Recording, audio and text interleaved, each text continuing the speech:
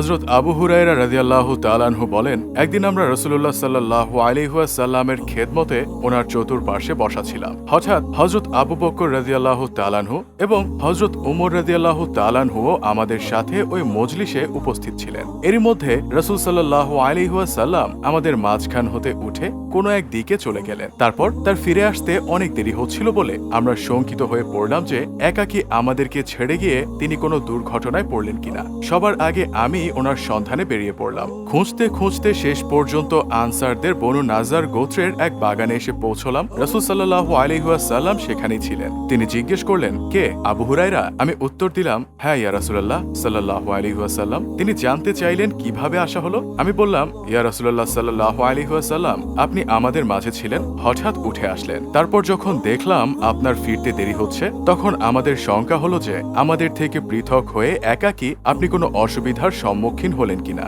এই আশঙ্কায় আমরা সবাই ঘাবড়ে গিয়ে বেরিয়ে পড়লাম। অন্যান্য লোকেরাও আমাদের পেছনে রয়েছে।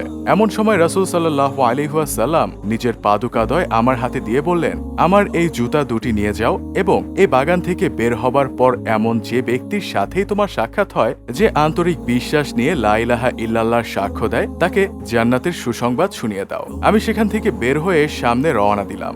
সর্বপ্রথম যার সাথে আমার সাক্ষাৎ হলো তিনি হলেন হযরত উমর রাদিয়াল্লাহু তাআলা আনহু। তিনি আমাকে জিজ্ঞেস করলেন, আবু হুরায়রা, তোমার হাতে এই পাদুকা দ্বয়ের রহস্য কি? আমি উত্তর দিলাম, এ দুটি হচ্ছে রাসূল সাল্লাল্লাহু আলাইহি ওয়াসাল্লামের জুতা মোবারক। আমাকে তিনি এগুলো দিয়ে পাঠিয়েছেন যে এমন যার সাথেই আমার সাক্ষাৎ হয়, যে আন্তরিকভাবে লা ইলাহা ইল্লাল্লাহর সাক্ষ্য প্রদান করে, আমি যেন তাকে জান্নাতের সুসংবাদ শুনিয়ে দেই।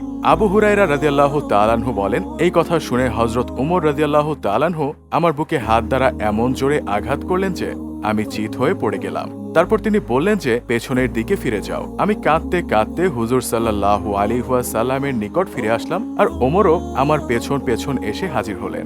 রাসূল সাল্লাল্লাহু আলাইহি ওয়াসাল্লামের কাছে এসে আমি সব খুলে বললাম। তখন রাসূল সাল্লাল্লাহু আলাইহি ওয়াসাল্লাম উমর রাদিয়াল্লাহু তাআলা আনহুকে লক্ষ্য করে বললেন যে, উমর, তুমি কেন এমনটি করলে? হযরত উমর রাদিয়াল্লাহু তাআলা আনহু নিবেদন করলেন, ইয়া রাসূলুল্লাহ, আমার মাতা পিতা আপনার জন্য উৎসর্গকৃত হোক। আপনি কি আবু হুরায়রাকে আপনার পাদুকা দ্বয় দিয়ে এজন্য পাঠিয়েছিলেন যে সে এমন যার সাথেই সাক্ষাৎ করবে, যে আন্তরিকভাবে লা ইলাহা ইল্লাল্লাহর সাক্ষ্য প্রদান করে, তাকেই যেন জান্নাতের সুসংবাদ শুনিয়ে দেয়? হুজুর আকরাম সাল্লাল্লাহু আলাইহি ওয়াসাল্লাম বললেন, হ্যাঁ, আমি তাকে এই কথা বলে পাঠিয়েছিলাম। ওমর রাদিয়াল্লাহু তাআলা আনহু বললেন, দয়া করে আপনি এরূপ করবেন না, কেননা আমার আশঙ্কা হয় যে মানুষ এ কথা শুনে এর ওপরই ভরসা করে বসে থাকবে এবং আমল ও ইবাদত থেকে উদাসীন হয়ে যাবে। তাই তাদেরকে এভাবে আরো আমল করতে দিন।